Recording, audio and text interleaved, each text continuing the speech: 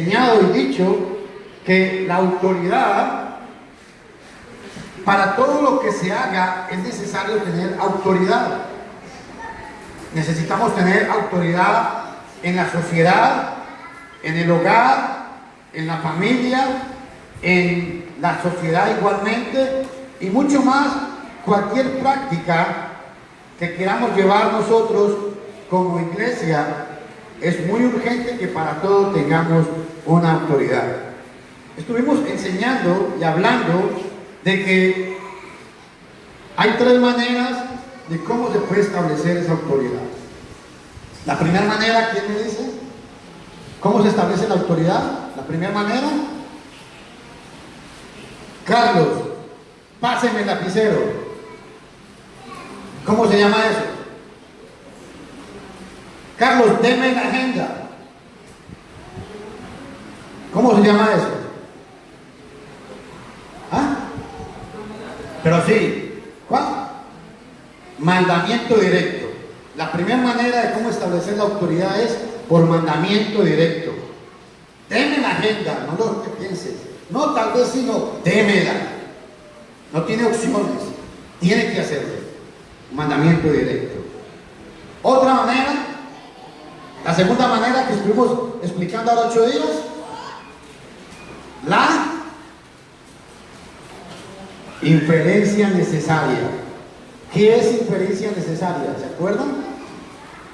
Yo soy el que hablo, yo al hablar, lo que estoy transmitiendo les voy a implicar, y ustedes tienen que inferir, entender o comprender. La otra manera de cómo establecer la autoridad es por medio del ejemplo aprobado. Cosas que hizo la iglesia en el primer siglo, las hacemos nosotros hoy en día. Hoy vamos a ver, siempre el pasaje que estoy utilizando en cuanto a la autoridad es Mateo capítulo 21, y vamos a ir leyendo 23 en adelante. Al llegar al templo, los principales sacerdotes y los ancianos del pueblo se acercaban mientras estaba enseñando y le preguntaron, ojo a estas preguntas: ¿con qué autoridad haces estas cosas y quién te la dio? Dos preguntas muy importantes y relevantes. ¿Con qué autoridad haces estas cosas y quién te la dio? Amén. Ahora, la pregunta de hoy es, ¿sabe qué es la época patriarcal? ¿Qué es la época patriarcal? La época de los patriarcas son los padres del tiempo de Abraham hasta Jacob. Hasta Jacob. Bueno, por ahí va. ¿Quién me dice qué es la época patriarcal? ¿Habla la Biblia realmente de alguna época que se llame patriarcal? No. Entonces, ¿por qué hablamos de época patriarcal? Porque eso Si la Biblia no lo habla. Los escogidos de Dios y ese tiempo. Dios escogió al hombre para que ellos llevaran y obedeciesen según las condiciones que él estaba poniendo, porque Dios hizo un pacto con Abraham, que fue el pacto de la circuncisión. Ok, va, por ahí va la cuestión.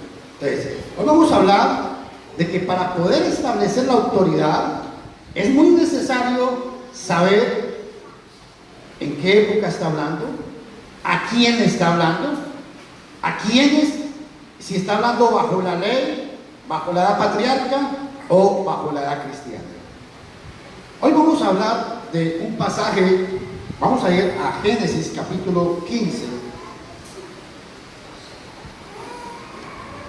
Si usted está tomando apuntes, ojalá tome apuntes y después en su casa puede con más calma analizar los pasajes. Dice, Génesis capítulo 15, versículo 19. ¿Quién lo tiene? ¿Alguien que me ayude? Pregunto, hermano, ¿todos tienen Biblia o no? ¿Nadie trajo Biblia? Ojalá que todos tengan Biblia, porque la idea es que por eso se trata de un estudio. 15, 19, lea. capítulo 15, versículo 19. La tierra de los eneos. Génesis 15, 19. El 18, dalo, el 18 y 19. En aquel día hizo Jehová un pacto con Abraham, diciendo: a tu descendencia daré esta tierra, desde el río Egipto hasta el río grande, el río Éufrates, la tierra de los eneos, de los eneseos, de los cananeos, los heteos, los fereceos, los refaitas, los amorreos, los cananeos, los gergeseos y los jebuseos. Amén. En Génesis capítulo 15, versículo 19, vemos un dato muy importante, y es que Dios llamó a Abraham, hizo un pacto con él. Escúcheme esto, hizo un pacto con él. Pero ¿qué es un pacto? Cuando la Biblia habla de un pacto, es un convenio que hay entre dos personas. Amén. Este pacto siempre que se establecía, se cerraba de diferentes maneras. Abraham vino, ofreció unos animales, Dios le dijo que los partiera a la mitad cuando se estableció este pacto, y sencillamente para confirmar ese pacto, Dios pasó por el medio el sacrificio, quemó todo el sacrificio y el olor subió hacia el cielo. Un pacto. Este pacto lo hizo primeramente y únicamente primero con Abraham. Amén. Por eso cuando hablamos de la época patriarcal, estamos hablando de qué. Recuerden algo muy importante. En la época de Abraham no existía la Biblia, no existía ni siquiera el Antiguo Testamento, no existía ningún escrito. Entonces, como no existía ningún escrito, ¿cómo Dios se comunicaba con el hombre? No había otra manera que Dios agarraba al padre de familia y le hablaba audiblemente, o por sueños, o por señales. ¿Por qué? Porque no existía el Nuevo Testamento. Se habla de la época patriarcal, y algo muy importante que dijo el hermano Carlos: la Biblia no habla de una época patriarcal literalmente, pero en base a lo que hemos estudiado, inferimos o entendemos que es la época patriarcal. ¿Por qué? ¿Quién me dice por qué? ¿Por qué esa época se diferenciaba a las demás épocas? Porque Abraham, Isaac, Jacob. ¿Pero por qué? ¿Cuál era la diferencia? ¿Por qué decimos que época patriarcal? Había un patriarca. Bueno. Abraham, y después los hijos, pues en plural, patriarcas, todos los hijos de Jacob fueron, cada uno de sus hijos eran los patriarcas. Por ahí va la idea. Cuando hablamos de patriarcas es porque recuerde que no había una legislación, no había una ley todavía. Entonces Dios llegaba a este hombre como el padre de familia, como el jefe de la familia o del clan, y le hablaba directamente y le enseñaba o le decía lo que Dios quería que ellos hicieran. Por eso se habla de patriarcal. Y estamos hablando, ¿cuáles son los patriarcas? ¿Cuáles son los patriarcas?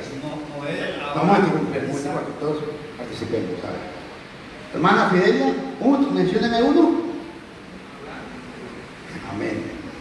Hermano, otro. A ver, otro. Isaac. Otro. Allá, William, que quiere hablar tanto hoy. Moisés fue patriarca. No. Otro. Allá, William. Gustavo. ¿Cómo comienza la edad patriarcal? Con tres grandes hombres: Abraham, ¿quién más? Isaac y Jacob. Ojo a esto. Estos son los tres grandes patriarcas. ¿Sí o no? Entonces, ¿por qué la Biblia habla de 12 patriarcas? ¿Quién me explica eso? A ver, hermana Brenda, si sabemos que Abraham, Isaac y Jacob eran patriarcas, ¿por qué la Biblia me habla de los 12 patriarcas? La Biblia sí menciona la palabra patriarcas, lo que no menciona es esta época patriarcal, pero la Biblia sí habla de 12 patriarcas.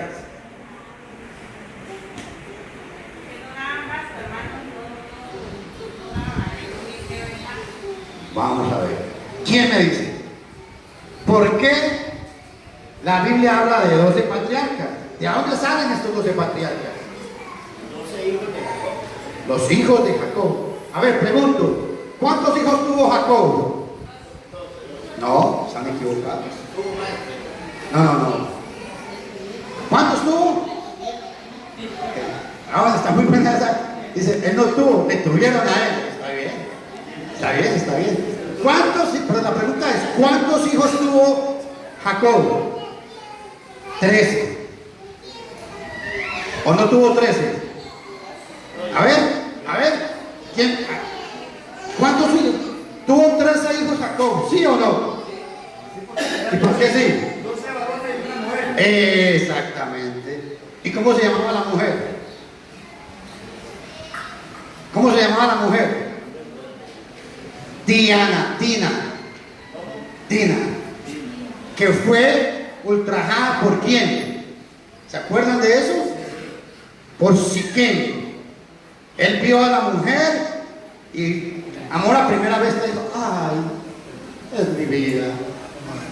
Y se embarcó con la mujer, abusó de ella, pero después de que estuvo con ella, en su corazón sintió amor por ella. Pero, ¿qué pasó con ellos? ¿Se acuerdan de ellos? Sí, lo agarraron y Los hermanos mataron a Siquem y a toda su familia. ¿Por qué? Porque había cometido vileza en el pueblo de Israel. Entonces, Abraham, Isaac y Jacob es como comienza esta época. A ellos se les da el pacto. Pero el pacto va pasando, de Abraham pasó a Isaac, de Isaac pasó a Jacob, de Jacob pasó a sus hijos, a los 12 patriarcas. Recuerden que tuvo 13 hijos Jacob. Amén. Ahora, hasta aquí, ¿vamos bien? ¿Nos entendemos? Entonces, la pregunta del millón. ¿Jacob pagó el diezmo, sí o no? ¿Jacob pagó el diezmo, sí o no? Estamos en la época, estamos trabajando sobre esta época primero. Se imagina que sí, pero que no me sirve que se imagine, sí o no. Porque yo me puedo imaginar muchas cosas, hermanita.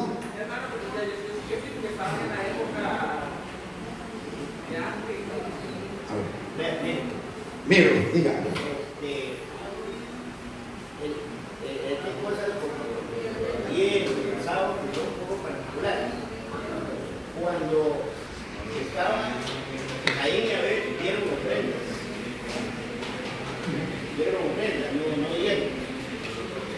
Dice que en Abraham pagó diezmo, no sé qué, no me recuerdo.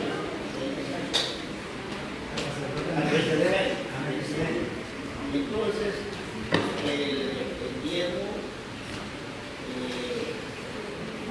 bien, que como no se había repartido la tribu, el tiempo vino, porque cuando Moisés lo fue con todas las tribus, repartió las tierras, a la tribu de Leví no le tocó. Pero eso es mucho más adelante. Por eso, mucho más adelante, entonces, Pero la pregunta es, no existía el diezmo todavía. no existía el diezmo. No existía. ¿Todos están de acuerdo con él? ¿Con el hermano? Sí, estoy de acuerdo con él. Entonces, ¿por qué dice la Biblia que Jacob? ¿Qué hizo Jacob? ¿Pagó el diezmo o qué hizo Jacob? ¿Ah? Dio el diezmo. Vamos a ir a Génesis capítulo 28.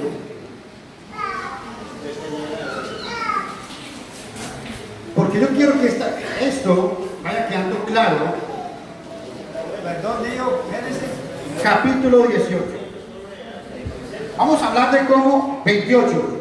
de cómo Dios establece este pacto. Y vea qué importante. ¿Quién lo quiere leer? 28 del 10 en adelante. Amén. Léalo, hermano.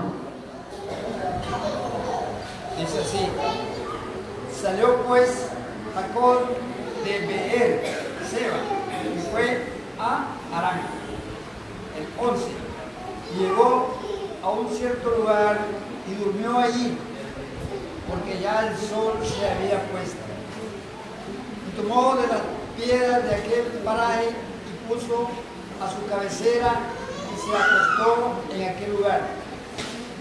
Y soñó, y he aquí una escalera que estaba apoyada en la tierra y su extremo tocaba el cielo. Y he aquí ángeles de Dios que subían y descendían por ella. Y aquí Jehová estaba en lo alto de ella, el cual dijo: yo soy Jehová, el Dios de Abraham, tu padre, y el Dios de Isaac. La tierra en que estás acostado te la daré a ti y a tu descendencia. ¿Sigo? ¿Ya? Será tu descendencia como el polvo de la tierra, y te extenderás al occidente, al oriente, al norte y al sur. Y todas las familias de la tierra serán benditas en ti y en tu simiente. He aquí yo estoy contigo y te guardaré por donde quiera que fueres. Te volveré a traerte a esta tierra, porque no te dejaré hasta que haya hecho lo que he dicho. Y despertó Jacob. 22. Hasta 22 capítulos. Amén. Y despertó Jacob de su sueño y dijo: ciertamente Jehová está en este lugar, y yo no lo sabía. Tuvo miedo y dijo: cuán terrible es este lugar. No es otra cosa. ¿Qué cosa? Perdón. Que casa de Dios y puerta del cielo. Y se levantó Jacob de mañana y tomó las piedras que había puesto de cabecera y las lanzó por señal y derramó aceite encima de ellas. Y llamó el nombre de aquel lugar Betel, aunque Luz era el nombre de la ciudad primero. E hizo Jacob voto diciendo. Escuchen toda la lectura, por favor. El 20. E hizo Jacob voto diciendo: si fuere Dios conmigo, me guardaré en este viaje en que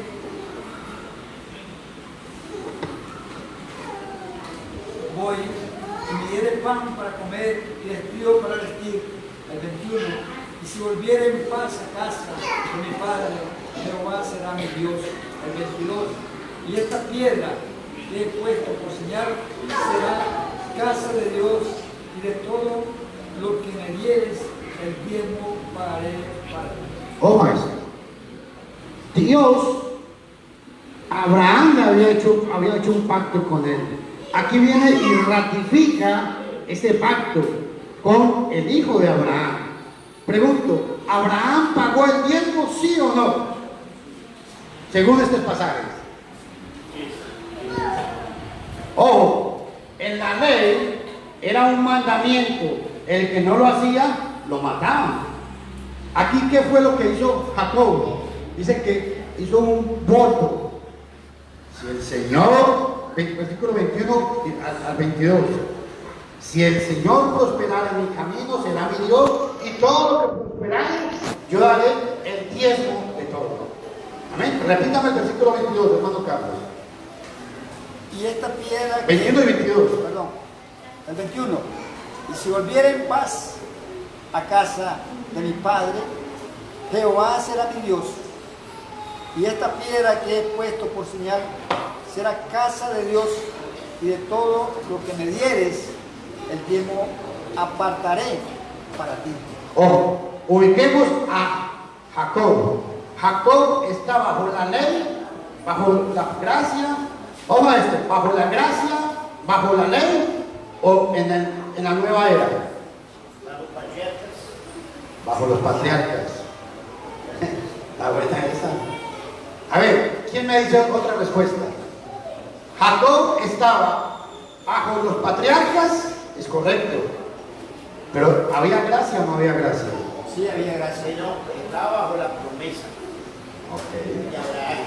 Entonces, ¿por qué Abraham, ojo, por qué Jacob dio los diezmos? Sencillamente, no porque era, ojo, no porque era una ley, porque aquí ni siquiera Moisés estaba en el pensamiento de ningún hombre. Aquí ni siquiera la ley mosaica existía todavía. Amén. Por eso, en este contexto, Jacob está bajo la época patriarcal. Hay mucha gente que quiere argumentar que hay que pagar el diezmo hoy en día. Dicen, pero es que ahí estaba la gracia. Es verdad, había gracia. Pero en este contexto nunca hubo un mandamiento. Escúchenme todos, no hubo un mandamiento de dar el diezmo. Le voy a explicar algo. La paga del diezmo lo aprendieron los hebreos o los judíos de los filisteos. De allá fue de los filisteos y de los sumerios, porque ellos tenían esa práctica. Entonces, ¿qué fue lo que sucedió? Cuando viene la ley mosaica, Dios agarra esa práctica y la hace como una ley autónoma del pueblo de Israel. Entonces, la época patriarcal, varias cosas para concretar este punto. Primero, 3 hombres inician: Abraham, Isaac y Jacob, los patriarcas. De estos 3 hombres, Jacob tiene 13 hijos, 12 patriarcas. Amén. Cuando Jacob da el diezmo, no lo da porque a él se lo exigieron, sino que fue algo voluntario para conformar el pacto que Dios había establecido con él. Amén. Otro detalle muy importante en este mismo contexto: sí existía la gracia, claro que sí, no podemos discutir eso, pero la ley mosaica todavía no había sido dada. La ley mosaica es donde vamos a entrar ahorita al siguiente punto, y nos vamos a dar cuenta cómo es que nace o surge la ley mosaica. Pero hasta aquí, sobre la edad patriarcal, pregunto, entonces, si a usted alguien viene y le dice que hay que pagar el diezmo y le cita el caso de Jacob, ¿cómo se defiende usted? ¿Qué explicación daría? Yo le diría que Jacob no pagó el diezmo, porque él lo que hizo fue un voto. Excelente. Esa es la respuesta. No hubo un mandamiento de parte de Dios para exigirle el diezmo a Jacob. No. Abraham pagó el diezmo, ¿sí? Pero ojo, Abraham hizo igual un voto. Cuando se encuentra con Melquisedec, ¿qué es lo que sucedió? Él agarró y de todo lo que había recuperado, le dio, ojo, él propuso en su corazón dar a Melquisedec. Pero igualmente no había ningún mandamiento de parte de Dios que los obligara a que tenían que pagar el diezmo. Ojo a esto. ¿Por qué es importante esto? ¿Qué diferencia había entre el diezmo y la ofrenda? ¿Alguien sabe? La ofrenda siempre ha sido voluntaria. No, pero hoy entendemos eso, pero ubiquémonos en este contexto. ¿Qué diferencia había entre la ofrenda y el diezmo? ¿Alguien sabe? La ofrenda era el sacrificio que se presentaba a través del hombre para Dios. Vamos a ir a Génesis capítulo 4. Y quiero que se lleven esto para sus casas. Desde que Dios puso al hombre sobre la tierra y desde que el hombre pecó, Dios siempre ha querido que el hombre le dé una ofrenda, lo que sea. Pero el hombre nunca se puede aparecer delante de Dios con las manos vacías. Amén. ¿Escucharon todo? No estamos hablando solamente de dinero, no. Pero siempre Dios exigía que el hombre se presentara con alguna ofrenda. Génesis 4, versículos 4 y 5. ¿Quién me lo quiere leer? A ver. Una preguntita. Dígalo. Los filisteos, creo que venía Moisés López. En ese caso, en partido de Abraham, no sé si ya existían los filisteos.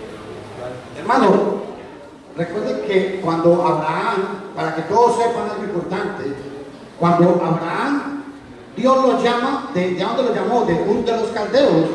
Ur de los Caldeos era un pueblo pagano.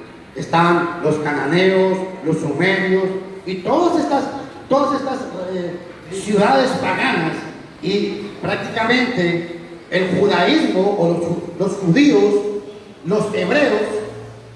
¿Qué significa la palabra hebreo? La palabra hebreo lo que significa es los que cruzan el río. ¿Por qué? Porque cuando Abraham cuando Abraham salió de Ur de los Caldeos, la gente lo conocía como el hebreo. ¿Por qué? Porque salió de Ur de los Caldeos cruzando el río para llegar a estas tierras. Es de ahí donde sale la palabra hebreo. Pero siempre, ojo, cuando Dios empieza a tratar con el pueblo, Abraham, que fue el padre, es el mayor patriarca que tuvo la nación judía, él era un pagano.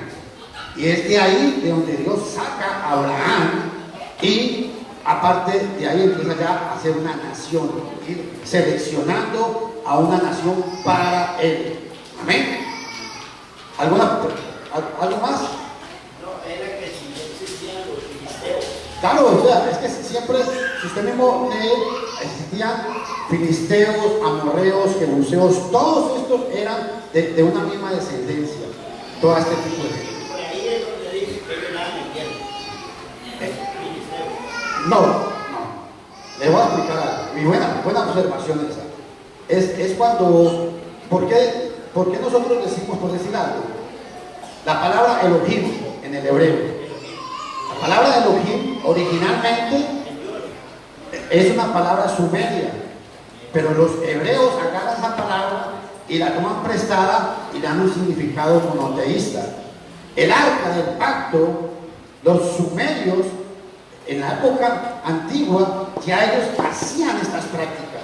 Entonces Dios agarra esta práctica y la trae al pueblo judío y le da un sentido monoteísta, que era de la manera de cómo se adoraba al único Dios.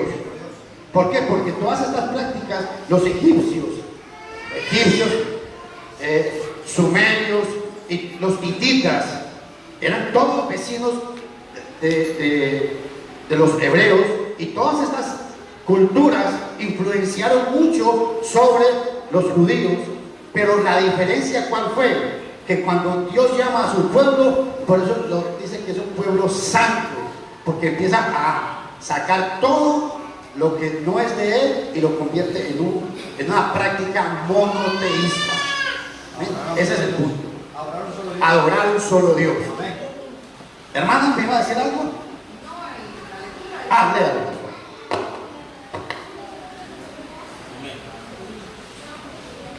Y haber trajo también los angélicos de sus ovejas, de lo más corto de ellas, y yo que va consagrado a Abel y a su oveja.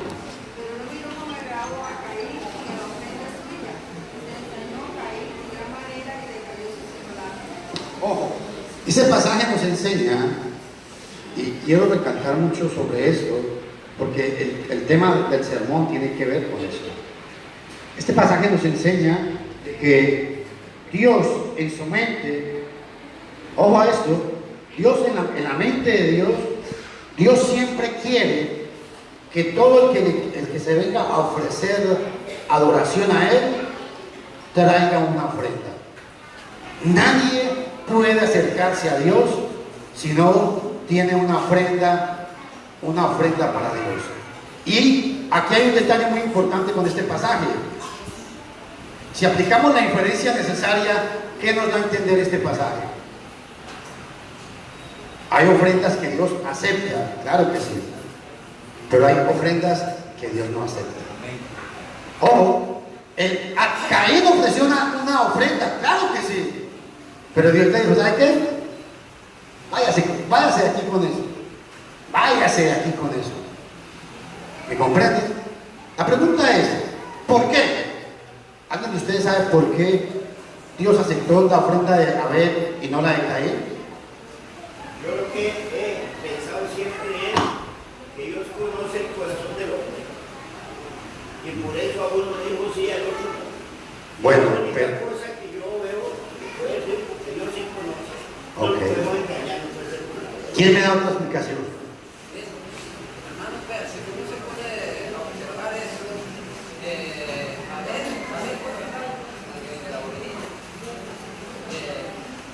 a ver, digamos, lo mejor, ¿verdad? Lo mejor de Dios, ¿cómo lo hizo? Bueno, lo hizo de dos formas, lo mejor y con una buena actitud. Caín, ¿cómo lo hizo? Aunque haya caído, digamos, aunque no le gustó a Dios, pero él miró al sembrante de Abel, ¿verdad? Yo a veces uso eso, aunque yo puedo dar la mejor ofrenda, puedo hacer 20,000, 30,000 colonias aquí, pero la pregunta es, ¿cómo le vengo a ofrendar a mi Dios? Ok. Hay dos mundos. Ok. Vamos a Génesis capítulo 4, versículo 4 y 5. Ahí está la respuesta. Dice, Abel trajo también de los primogénitos de sus ovejas a los más gordos, y el Señor se agradó de Abel y de su ofrenda. ¿Qué hizo Abel? ¿Qué trajo Abel? No, de los primogénitos. ¿Y qué eran los primogénitos? Era que cuando un animal paría, el primer animal parido, digo, este está muy bonito, ¿no? Voy a esperar que vuelva a parir el primero. El mejor animal que parió, lo trajo al Señor. Eso implicaba que, escúchenme bien lo que voy a decir, esa ofrenda de Abraham que implicó cuidar a ese animal, trabajar para darle comer a ese animal. ¿Me comprenden? ¿Qué hizo Caín? Versículo 5. Pero no se agradó de Caín ni de su ofrenda, y se molestó mucho Caín, y su semblante se entristeció. Y dijo el Señor a Caín: ¿por qué te has molestado y por qué se ha entristecido tu semblante? He aquí, si lo que haces está bien, oiga, si lo que haces está bien, lo aceptaría. Pero si lo que haces no está bien, el pecado está a la puerta, y tú rendirás a él y él te dominará. ¿Qué fue lo que hizo Caín? Fue a la huerta, agarró un tomate, una cebolla, tirémoslo a la ofrenda. No hubo un trabajo, no hubo la dedicación que implicaba escoger lo mejor para Dios. Amén. Y por eso quiero recalcar mucho sobre este pasaje. Dios siempre quiere que sus hijos no le ofrezcan. El hermano dijo ahorita, ¿de qué sirve que yo ofrezca 20,000 colones? No, es que aquí no se está hablando de dinero.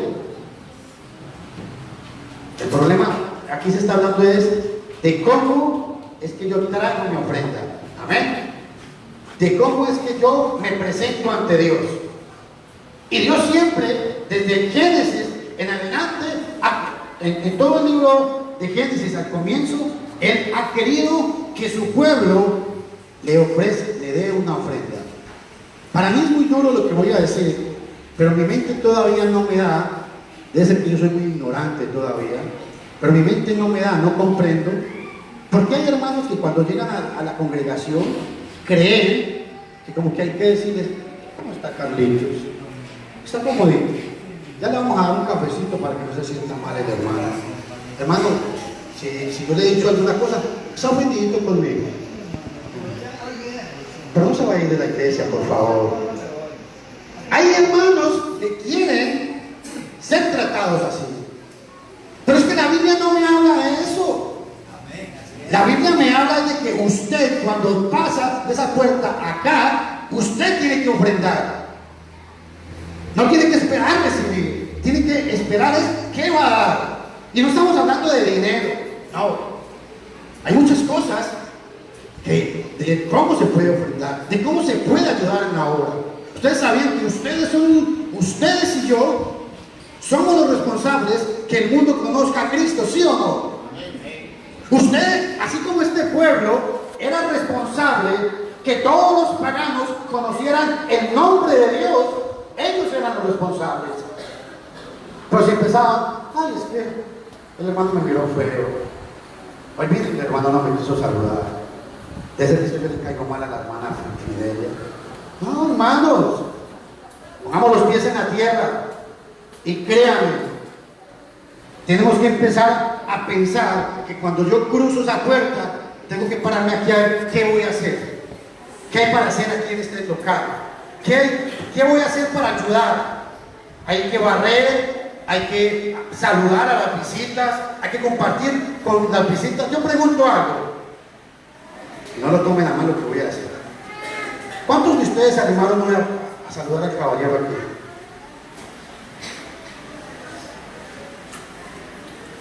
No podemos pretender de que yo llego y que, entonces, yo soy Fernandito, entonces todos tienen que venir a saludarme. No, esto es una obra de todos, ¿o no? Este es un trabajo de todos, y por eso es que yo cito que desde la antigüedad Dios pretendió es que el hombre que decía que adoraba a Dios no dijera, Señor, yo te adoro. No está cansado de esas palabras. Es como el cuentico que a todo el mundo le dicen, Cristo te ama. Usted sabe que Cristo lo ama. Usted sabe que Cristo lo ama. La gente está cansada de eso. Hay que decirle a la gente bueno, Cristo lo ama, pero ¿qué va a hacer usted para recibir ese amor? Ay, pero es que usted es muy brusco. Es que usted me está hiriendo. Usted me está presionando. No, es que no es presionar. Es o hace o lo hace. ¿Cuál quiere? Así es. Y es lo que no hemos entendido todavía. Gente que escucha el Evangelio 5, 8, 10, 1, 2 años. Es que estoy esperando que el Señor toque mi corazón. No, toque el corazón. Ya Dios te está dando un mandamiento. Dios manda a todos los hombres que se arrepientan. Ay, pero es que yo no siento nada. Les quiero confesar algo. A veces llego a mi casa y voy a orar y yo creo que siente más esta madera que yo. No siento nada. Pero yo estoy seguro que cuando oro Dios me escucha. Amén. Esa es la diferencia. Y si usted viene aquí esperando que recibir, hermanos, amigos, estamos equivocados. Usted tiene que venir aquí a ver a quién voy a ayudar. No quién me va a ayudar, sino a quién voy a ayudar. ¿Qué voy a dar? ¿Qué voy a hacer?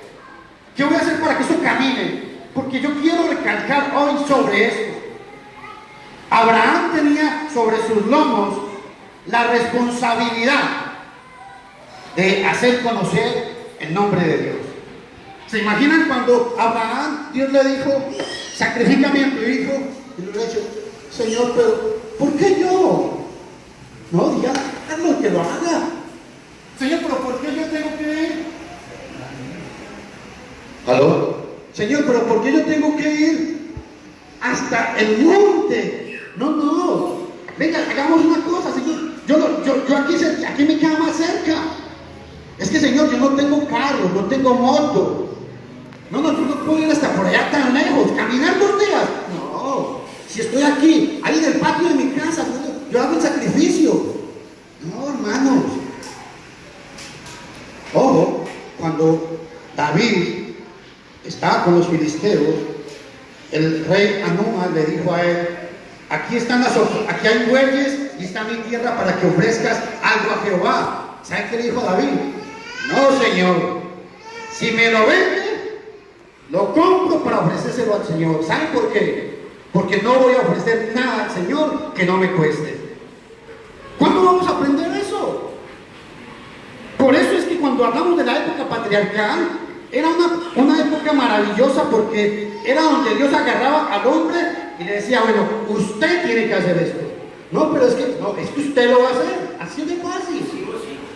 Pero es que no hay pero. o lo hace o lo hace o no lo hace.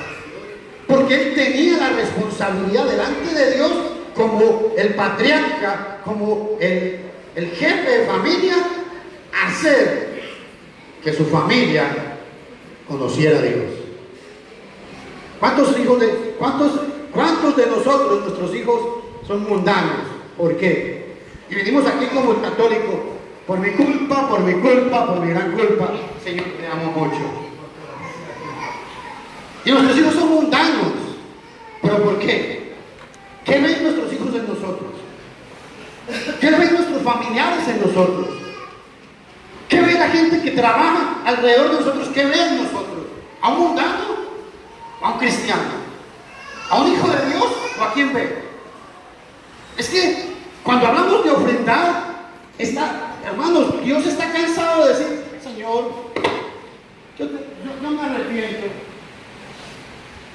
Por favor. Dios está cansado, y créanme, hermano, eso lo vamos a ver ahora.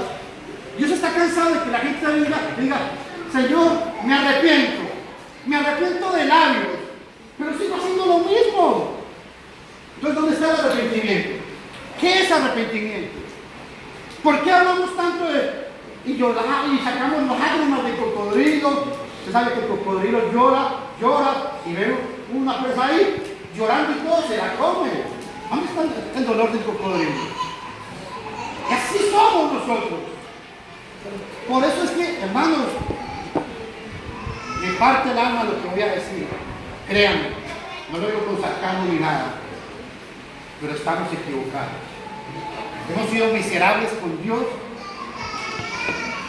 Hemos sido muy miserables con Dios, porque creemos que a Dios se le da lo que yo quiero. A Dios se le da lo que Él pide, no lo que usted quiere. Y grave es eso. Si usted cree que le va a dar a Dios lo que usted quiere, se equivocó de bus. Usted iba para San José y se montó en el bus de Upala. Se equivocó. Dios quiere es que usted le dé lo que Él demanda, no lo que a usted le sobra. Y eso fue lo que le pasó a Caín. Caín pensó, bueno, es que tal, va a bajar el bus. Agarró este tomate, esta cebolla, ahí se las pido al Señor. Señor, ya ofrendé. No, un momentico. No, ¿a quién usted le está haciendo eso? ¿A quién? No. Venga, papito, vea lo que hizo el hermano, vea lo que hizo su hermanito. Fue allá al corral, agarró un ternerito recién parido, buscó el pan gordito, que no tuviera defecto, sacó el tiempo para lo que iba a hacer. Y vino y me dijo, Señor, aquí está mi ofrenda. ¿Te gusta, Señor? Y el Señor dijo, sí, me gusta. Estamos equivocados. Yo quiero, en el nombre de Jesús, rogarle a usted que ponga los pies en la tierra. Nadie va a conocer a Cristo si usted no lo va a conocer. La iglesia de Cristo en Upala, Dios ha puesto su nombre en esta iglesia. ¿Sabe por qué? Porque la iglesia es las primicias de Dios. Pero ¿qué pasa si no trabajamos porque la gente conozca el Evangelio? ¿Sabe por qué no trabajamos en eso? Porque dicen popularmente por ahí, yo no le hablo de hermano porque yo sé que tengo una cola muy larga. Bueno, dejemos la cola a un lado y arrepentámonos y ofrezcámosle a Dios lo que Él pasa. Concluyo diciendo que la edad patriarcal era una época de responsabilidad, era una época de darle a Dios lo mejor, era una época en la cual la gracia de Dios existía, pero Dios fue tan caballeroso que dejó que el hombre en esta época decidiera cómo le iba a ofrendar. Pero cuando le iba a ofrendar, él tenía que llevar frutos dignos de arrepentimiento. Si no, su ofrenda no servía para nada. El himno ahora, el que canta ese, dice mi vida difundí A ver, ¿alguna pregunta hasta aquí? ¿Me han entendido qué era en sí la época patriarcal? La época patriarcal no era, como quien dice, algo de decir, como que Dios le dijo a Abraham, váyase salga de uno de los caldeos y váyase. No. En la época patriarcal, escúchenme todos allá atrás lo que voy a decir. Dios le enseñó al pueblo a confiar en Él. Amén. Dios le enseñó al pueblo a que, o sea, yo solamente quiero que ustedes se imaginen.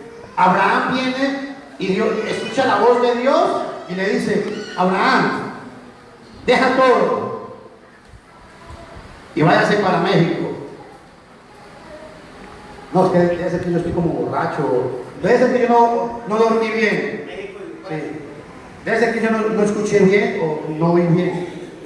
Señor, voy a dejar mi casa, voy a dejar mi trabajo, voy a dejar a mis parientes, ¿y a dónde voy a ir?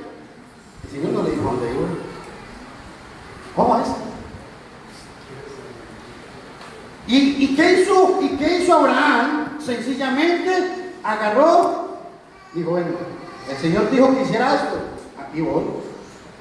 ¿Ustedes creen que para el pueblo de Israel fue muy fácil de estar en Egipto, donde había ollas de carne, pescado y comida, aunque eran esclavos? Que Dios les dijera, bueno, váyanse para el desierto. ¿Qué? No, Moisés, usted está loco. Allá no hay agua, no hay tierra para sembrar, no hay sombra, no hay árboles. ¿Y qué le dijo Dios? Váyanse. Vayan y me ofrecen el sacrificio por 3 días. Por 3 días. ¿Y sabe por qué? Porque de la muerte los iba a sacar a la vida eterna. ¿Cómo? Confiaban en ellos. Es que confiar en Dios es difícil, hermano. Es difícil. Hacer cosas para agradar a Dios es difícil. ¿Saben por qué? Porque usted está haciendo algo y llega alguien y le dice, usted es un tipo. ¿Usted cree que eso es lo que usted está haciendo? ¿Para qué lo va a hacer? ¿Para qué va a madrugar hoy? Quédese en su casa durmiendo. Pobrecito, se está cansado, ha trabajado toda la semana, está enfermito, ya es una persona mayor de edad. ¿Para qué va a ir hoy? El Señor lo va a entender. Créame que el Señor lo va a entender. Esa es la filosofía del mundo. Esa es la filosofía que nos están vendiendo, hermanos. Y por eso es que los cristianos de hoy son perezosos. Ay, es que la cama está tan buena. Ayer me acosté a la 1 de la mañana estudiando la Biblia. No, ya qué película me estaba viendo, hermano. Buenísima. Era de Rambo y viera cómo ese hombre mataba. Se la cuentan a ustedes así. Pero ¿qué dice? Y esto es verdad lo que les voy a decir. Usted agarra a un hermano y le dice, vamos a buscar el libro de Génesis. ¿Génesis qué? ¿Primera o segunda? Porque los hermanos no tienen contacto con esto. Pero sí tienen contacto con 11, 1, 2, 3 de la mañana con el celular, con la computadora. Ojo, y que fuera para predicar, pero es como para estar viendo lo que no tienen que ver. Y eso está matando a la iglesia. Y yo por eso hoy mi objetivo es, ¿qué le ofrenda usted a Dios? ¿Qué? Y Dios quiere que usted le ofrende lo que a usted más le gusta. Abraham ofreció al hijo que tanto amaba, se lo ofreció a Dios. Y cuando iba de camino, Dios le dijo, tranquilo papito, casi que me amas, devuélvase, tranquilo. Obediencia. Y hermanos, Dios quiere es que usted le ofrende lo que más le cuesta a usted. ¿Qué es lo que a usted más le cuesta en esta vida? ¿Qué es lo que más me cuesta a mí en esta vida? ¿El orgullo? ¿Cuántos somos orgullosos? Nadie, ¿verdad? Nadie. El orgullo. El orgullo no nos deja ver la mirada de Dios. El orgullo no nos deja ver el rostro sagrado de Dios. ¿Saben por qué? Porque viene y dice, ¿por qué voy a hacer esto? Él venga a mí. ¿Por qué yo? ¿Qué le va a ofrecer usted a Dios? ¿Qué le está ofreciendo usted a Dios? O usted es de los que dicen, va hermano, conmigo no se mete. Ese es el problema mío con Dios. No, que su problema también es mío, ¿sabe por qué? Porque usted es parte de esta congregación, y usted es parte del cuerpo de Cristo, y usted forma parte de mi cuerpo. Amén. Y yo sé que a muchos no les gusta eso. Pero me meto porque ustedes forman parte de mi cuerpo. Porque la Biblia dice que somos miembros los unos de los otros. Entonces no me venga con el cuentico nadie de decir, no hermano, yo veré cómo arreglo mi vida con Dios. ¿Cómo que usted verá? No, hay una autoridad que le dice cómo tenemos que arreglar la vida con Dios. No es como usted quiera, no es como yo quiera. No. Y por eso es que muchas veces el Evangelio no avanza. Porque todo nos incomoda, todo nos ofende, ay, todo me lastima. Ay, es que me hirieron con lo que me dijeron. Está muy herido. Espere que venga el tema del sermón. Y yo les voy a decir algo, hermanos. Si no cambiamos de actitud, no entraremos al reino de los cielos. Tenemos que cambiar de actitud. Y mi punto hoy, y termino con esto, es: ¿qué trajo usted para ofrendarle hoy a Dios? ¿Qué trajo para ofrendarle a Dios? ¿Su orgullo? ¿Su vanidad? ¿La mentira? ¿Qué? ¿Qué traje yo para ofrendarle hoy a mi Dios? Y pregúntese, ¿por qué muchas veces nuestros hijos son tan mundanos? ¿Por qué? ¿Usted les ha predicado? ¿Usted los ha exhortado? ¿O usted llega y dice, ah, pobrecito, es que eso, a mí me gusta con el hermano Carlos porque él aguanta todo lo que yo le digo. Y entonces llega y dice, no, pobrecito, es que mi hermano, mi muchacho es muy jovencito. Tiene que experimentar, tiene que saber. Ah, bueno, que experimente. Y cuando esté metido en el mundo y perdido, va a decir, ah, se quedó experimentando. Ojo a eso. Ojo a esas cosas, hermano. No quiero ofender a nadie, pero créame que esto es lo que Dios ha puesto en mi corazón hoy. Y créame, hermano, que con el alma se lo digo. Si no traemos frutos dignos de arrepentimiento, no estamos haciendo nada. No podemos tener el título de cristianos y ser mundanos. No podemos. Me llamó mucho la atención porque un hermano me mandó un mensaje y por equivocación me mandó una foto de una mujer que no era la esposa de él. Y después me dijo, no, es que no, a mí no me tiene que dar cuentas en nada. Pero lo que usted hace malo, lo que yo hago malo, así, tarde que temprano, Dios nos va a humillar. Dios nos va a hacer que la gente vea lo hipócrita y falso que somos cada uno de nosotros. Eso pasa. Por equivocación, no fue equivocación. Dios quiso mostrarle a esa persona que estaba mal. Que estaba mal y que si no se arrepentía, se iba a ir al infierno. Así literalmente. Es muy duro, sí, es muy duro. Pero créanme que ustedes estudian la palabra de Dios y en ninguna parte yo no he encontrado todavía, en mi ignorancia, no he podido encontrar un pasaje donde diga, Dios está bien, siga pecando, yo lo entiendo. No encuentro ese pasaje, no encuentro todavía ese pasaje que diga, no importa que seas lo que eres, yo te sigo amando. No. Dios exigía pureza y limpieza para su pueblo. La edad patriarcal fue la base para que el pueblo de Israel se formara en una ley que iba a ser establecida, que si usted no la cumplía, lo mataban. Que Dios los bendiga.